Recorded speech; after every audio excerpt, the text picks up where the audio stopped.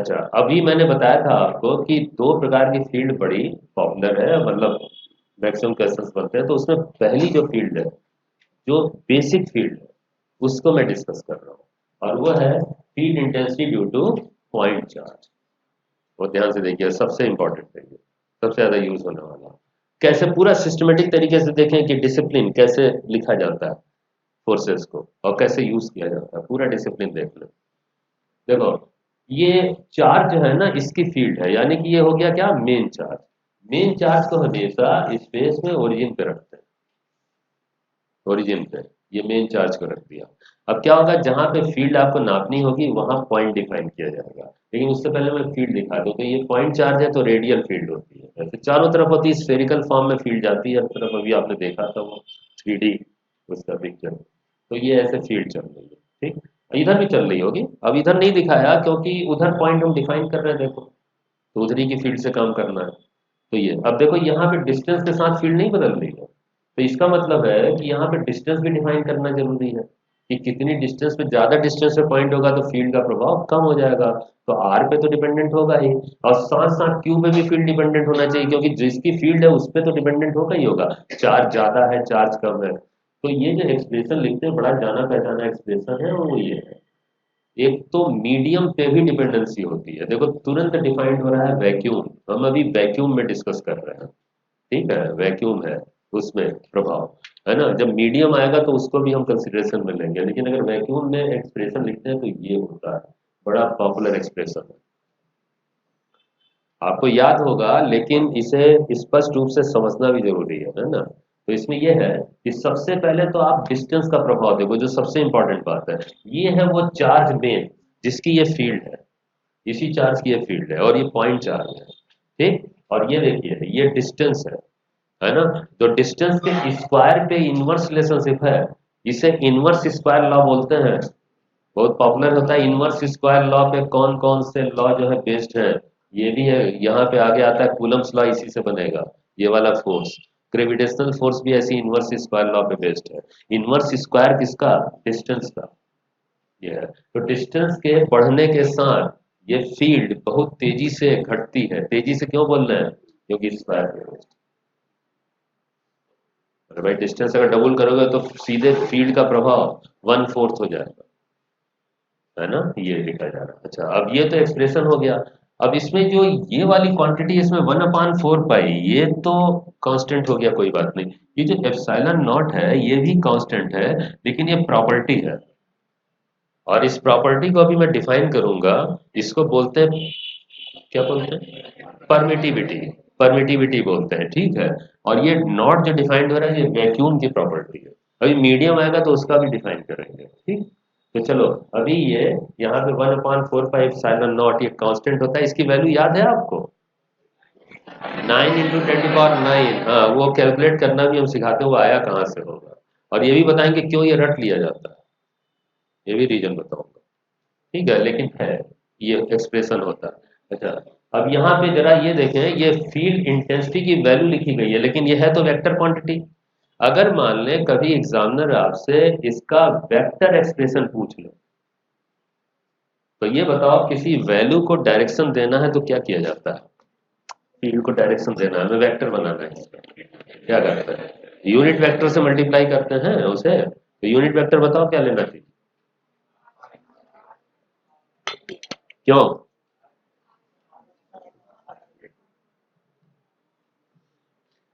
ये बताओ कि फील्ड किसकी दिशा में है, आर की दिशा में है ना, तो आर ही तो हेल्प करेगा, अपनी दिशा देगा उसे। तो आर यूनिट वेक्टर को उठा लेते हैं, ये देखिए, इसको डायरेक्शन देनी है फील्ड को, तो ये आर की दिशा में ही है, तो इसी के यूनिट वेक्टर से ही आ जाएगा। तो ये देखिए क्या कर रहे हैं, ई वेक्टर, ई का मैग्नीट्यूड, और उसको दिशा दे रहा है आर, तो आर का यूनिट वेक्टर। अब इसे सब्स्टिट्यूशन दे देते हैं, तो ई यहाँ से रख दे रहे हैं, और आर जो है लिख दूंगा, यूनिट वेक्टर आप जानते हो, वेक्टर अपॉन मैग्नीट्यूड। ये तो ये रखा वैल्यू, और इसको भी रखना है अगले स्टेप में, ठीक। अब ये वेक्टर में जो एक्सप्रेशन बनेगा वो ये बनेगा, देखिए ऐसे लिखा जाता है। वेक्टर में ये इनवर्स क्यूब जैसा दिख रहा है लेकिन इनवर्स स्क्वायर ही है, आर है यहाँ पे कैंसिल करने के।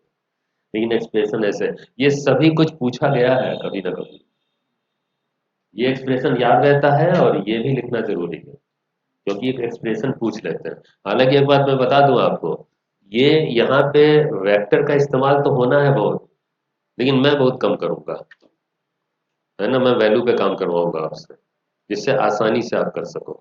वेक्टर देखो, इसमें होता क्या है कि जब इसके क्वेश्चंस आते हैं तो ये खुद ही उलझा देता है, इसकी मैथमेटिक्स कैलकुलेशन। क्यू है अपॉन आर स्क्वायर है, क्यू वैल्यू जो है कोई साधारण वैल्यू दे दे तो बहुत अच्छी बात है, 2 कूलम 3 कूलम 4 कूलम। इलेक्ट्रॉन का दे दिया तो चार्ज। डिस्टेंस देखो आसान देते, फिर भी डिस्टेंस आसान भी देगा तो आसान थोड़ी है, अपॉन में है, वो भी स्क्वायर है। ये अपने आप में एक अच्छी खासी मैथमेटिक्स रखता है ना। तो क्यों उलझाया जाए, तो उसमें यह है कि हम लोग वेक्टर का इस्तेमाल तो करेंगे लेकिन जरा डिफरेंट तरीके से, वो मैं आपको सिखाऊंगा, है ना। खैर चलिए, तो ये एक्सप्रेशन बस आप दिमाग में रख लीजिए, कभी एक्सप्रेशन पूछ ले तो आप लिख सके, करेंगे तो हम लोग इसका इस्तेमाल। अच्छा, अब आ गया मीडियम। ये था वैक्यूम में एक्सप्रेशन। अब आती बात मीडियम की, अगर कोई मीडियम डिफाइंड हो जाए तो क्या होगा, ये देखिए। अब ये मीडियम लग गया, अभी वैक्यूम था मीडियम आ गया, और मीडियम में ये देखें उसकी परमिटिविटी डिफाइंड हो गई एप्सिलॉन से। पहले यहाँ पे आ रहा था एप्सिलॉन नॉट, अब यहाँ पे है ये एप्सिलॉन। अब इसे डिफाइन करना जरूरी हो जाता है, लेकिन इसमें जो एक्सप्रेशन होगा वो कैसे लिखेंगे इन अ मीडियम। फर्क बताइएगा क्या है। ये देखिए एप्सिलॉन नॉट की जगह एप्सिलॉन आ गया, ये मीडियम की प्रॉपर्टी होगी। ठीक, ये प्रॉपर्टीज होती हैं, इसको डिफाइन करना जरूरी है। तो देखिए डिफाइन करते हैं हम। एप्सिलॉन को बोलते हैं absolute permittivity of the medium. अच्छा, ये बताइए प्रॉपर्टीज होती क्यों, किस लिए, समझना चाहिए ना। एक ही मटेरियल की कई प्रॉपर्टीज हो सकती है। जैसे मान लें हम ऐसा मटेरियल उठाते हैं जिसमें कई प्रॉपर्टीज में डिफाइन कर सकता हूँ। जैसे मान लें ग्लास का पीस लाते हैं, ग्लास, ट्रांसपेरेंट ग्लास है, उसकी एक प्रॉपर्टी आप पढ़ चुके हो, रिफ्रैक्टिव इंडेक्स। पढ़े हो कि नहीं, है ना। चलो जो लोग पढ़े या नहीं पढ़े जानते हो, रिफ्रैक्टिव इंडेक्स जो होता है वो उसकी ऐसी प्रॉपर्टी होती है, कुछ बताता है ना। रिफ्रैक्टिव इंडेक्स सुन के क्या लगता है, अगर कंपैरिजन कर रहे हैं किसी और मटेरियल से, रिफ्रैक्टिव इंडेक्स बताया जाता है कि डेंसर है ना। तो क्या बता रहा है वो, किस पे प्रभाव बता रहा है, वो रे पे, कि स्पीड पे क्या प्रभाव डालेगा वो। जितना डेंसर होगा उतना स्पीड को अपने थ्रू कम कर देगा, और बेंडिंग रिफ्रैक्शन में उसको प्रभावित करेगा, करेगा कि नहीं, डेविएशन जो है। तो पता चला। अच्छा, उसी ग्लास की एक प्रॉपर्टी और बोल रहा हूँ, जैसे डेंसिटी। डेंसिटी भी होगी ग्लास की, होगी कि नहीं। वो क्या बताएगी ग्लास के विषय में, ये तो बताया उसने कि लाइट पे कैसा इफेक्ट डालेगा वो। ये डेंसिटी क्या बताएगा, उसका भार, है ना, हैवी है या लाइट है। दो मटेरियल की डेंसिटी जब आप कंपेयर करते हो पता चलता है ये हल्का होगा या भारी होगा, ये भी तो प्रॉपर्टी है। उसके अलावा दो प्रॉपर्टीज और बोल रहा हूँ, कुछ ना कुछ बताती है। उसी ग्लास की एक प्रॉपर्टी हो सकती है परमिटिविटी, उसकी परमिटिविटी भी डिफाइंड होती है। अब परमिटिविटी जानते क्या बता देगा, कि इसके थ्रू जब इलेक्ट्रिक फील्ड पास हो तो इलेक्ट्रिक फील्ड पे कैसा प्रभाव डालेगा वो। इलेक्ट्रिक फील्ड को प्रभावित कर देता है मीडियम, अब वो बढ़ा सकता है घटा सकता है पता नहीं, अभी मालूम नहीं, कुछ करेगा। प्रभाव का मतलब कुछ वेरिएशन देगा, वो कौन बताएगा, परमिटिविटी बताएगा। इसके अलावा इसी मटेरियल को अगर मैग्नेटिक फील्ड में लगा देंगे तो मैग्नेटिक फील्ड को भी प्रभावित कर सकता है, तब उसकी एक और प्रॉपर्टी डिफाइंड होगी। कौन सी, परमिएबिलिटी। आगे पढ़ेंगे हम लोग। अब ये बताओ प्रॉपर्टीज क्या होती हैं, उसी मटेरियल ने कितने तरीके से डिफरेंट डिफरेंट जगहों पे प्रभाव डाला, उसकी प्रॉपर्टीज है ना। और प्रॉपर्टीज बदलती नहीं है, वो ग्लास जब भी आएगा ऐसे ही बिहेव करेगा। तो जब जब हम कोई प्रभाव पढ़ रहे होंगे तो उसमें फिर जो मटेरियल यूज कर रहे होंगे वो कैसे उसे प्रभावित करेगा वो भी तो देखना पड़ेगा। तो वही चीज है यहाँ पे, कि अब हम ये देखना चाहते हैं यार कोई मटेरियल आएगा तो कैसे फील्ड को प्रभावित कर देगा। अभी वैक्यूम में हमने पढ़ा, तो वैक्यूम में तो कोई मटेरियल होता ही नहीं है, तो उसमें जो भी फील्ड होगी ओरिजिनल होगी, नो डाउट, ओरिजिनल, अपने ओरिजिनल फॉर्म में। लेकिन जब मीडियम आएगा तो प्रभाव आएगा, वही पढ़ रहे हैं। अच्छा, हर एक प्रभाव का वैल्यू होती है, चाहे डेंसिटी आप देखो, चाहे वो आप रिफ्रैक्टिव इंडेक्स देखो, इसमें भी डिफाइन कर देते हैं। अच्छा, ये भी देखो, जब जब प्रभाव आता है तो एक चीज और डिफाइंड होती है, दिमाग में रखना, relative, relative refractive index, relative density, आगे अभी आएगा रिलेटिव परमिटिविटी, रिलेटिव परमेबिलिटी। ये रिलेटिव वर्ड क्यों इस्तेमाल होता है बताओ, प्रभाव में क्यों होता है बताओ प्रैक्टिकली। अरे आप प्रभाव कैसे आप बताओगे, प्रभाव तब बताओ जब किसी से कंपेयर करोगे ना। हम अपनी गली के शेर हैं, कोई दूसरा कुछ और बोल रहा हो।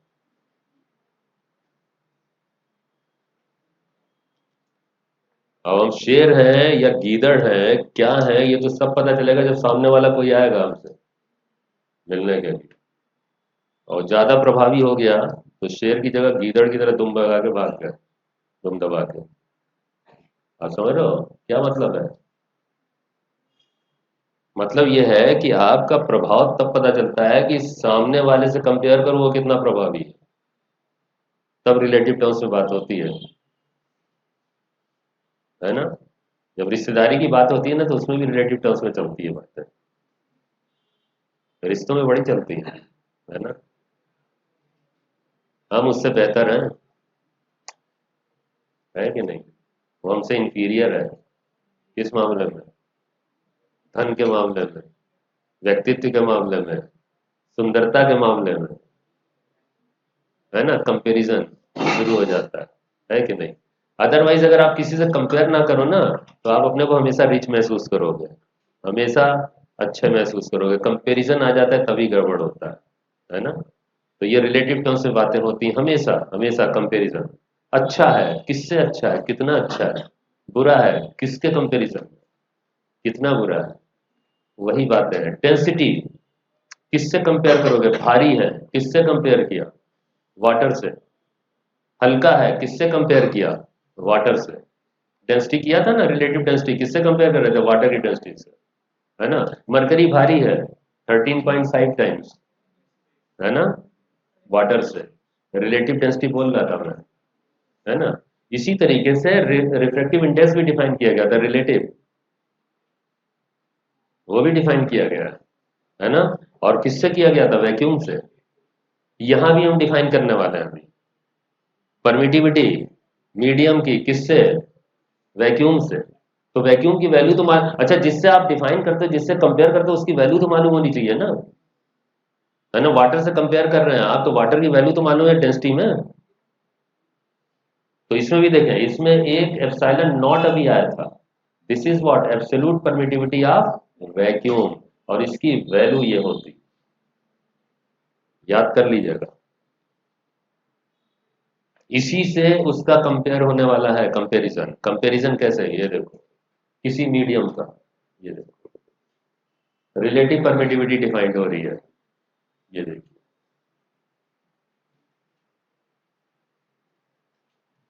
वैक्यूम से इसका कंपैरिजन, और एक खास बात है यहाँ पे, यहाँ खास बात यह है कि जो रिलेटिव परमिटिविटी है ये हमेशा ग्रेटर देन वन क्वांटिटी होती है, ये भी खास बात है यहाँ पे, है ना।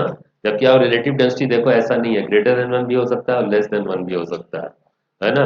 रिफ्रैक्टिव इंडेक्स भी हो सकता है relative, greater than one less than one, लेकिन ये ग्रेटर देन वन होता है। क्या शो कर रहा है ये शो कर रहा है कि हमेशा किसी भी मीडियम का प्रभाव फील्ड पे वैक्यूम से ज्यादा ही होता है, और अगर वो ज्यादा है तो फील्ड को क्या करेगा, कम करेगा, इनवर्स है।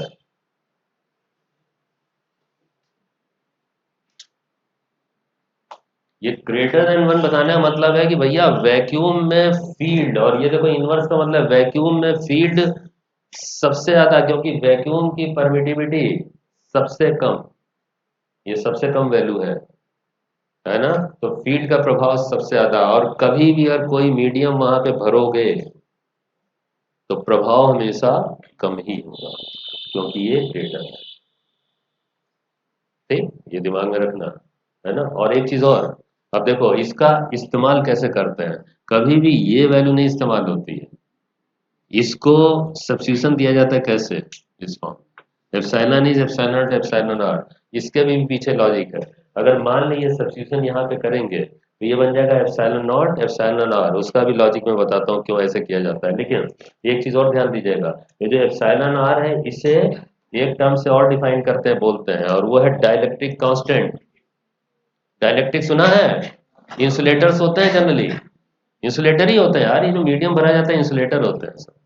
ये डाइलेक्ट्रिक कांस्टेंट के नाम से भी जाना जाता है इसको। जब डाइलेक्ट्रिक वर्ड का आप इस्तेमाल करोगे तो इसी एप्सिलॉन आर को के से लिखने लगते हैं, ठीक है, डाइलेक्ट्रिक कांस्टेंट। और ऐसे इन जनरल कोई मीडियम बोलोगे तो उसे फिर रिलेटिव परमिटिविटी से शो करते हैं। बात एक ही है, वैल्यू में एक ही, ठीक है। मैं ये कह रहा था कि ये क्या लॉजिक है इसके पीछे। इसके पीछे ये लॉजिक है कि जब आप ये सब्स्टिट्यूशन कर देते हैं ना तो एक फायदा होता है, वो ये है कि कैलकुलेशन में आसानी हो जाती है। आप देखो ये एक्सप्रेशन और ये एक ही तो है, सब्स्टिट्यूशन कर दिया गया।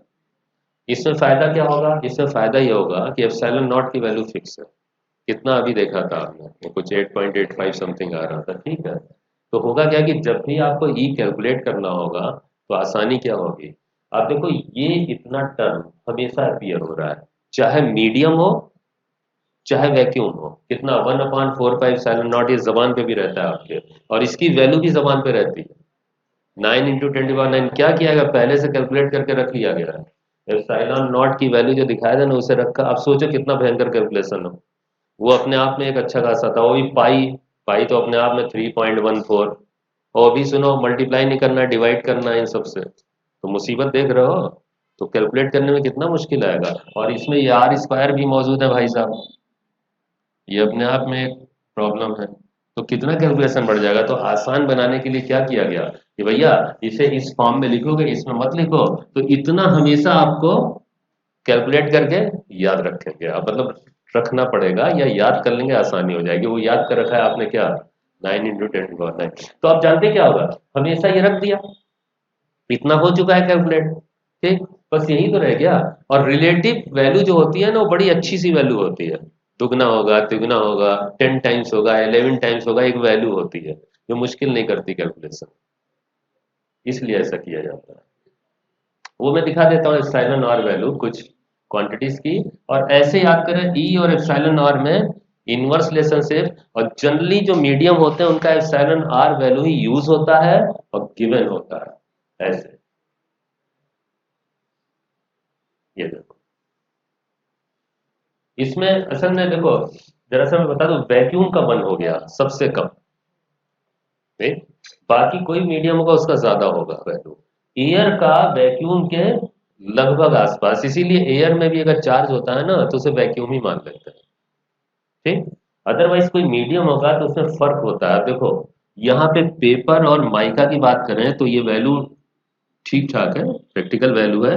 इसका इस्तेमाल एज ए इंसुलेटर इस्तेमाल किया जाता है डिवाइसेस में, इलेक्ट्रिक डिवाइसेस जो होते हैं इनका। लेकिन सिरामिक देखें ये बहुत जबरदस्त प्रभाव डालता है, 70 टाइम्स लेस करेगा।